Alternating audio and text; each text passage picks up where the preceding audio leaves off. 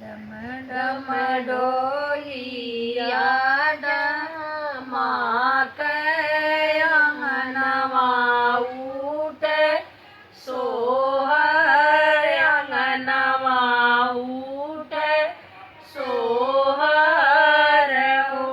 अरे पिया जी कपाल लीची रैया हो रही बोलिया बोल हो बिरही बोलिया बोल ले हो।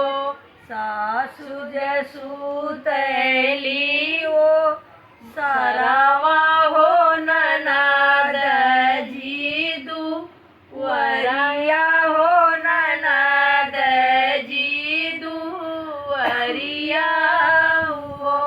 अरे हम धन सुतीला से जरिया हो नमक डरिया लागे हो अकेले डरिया लागले हो।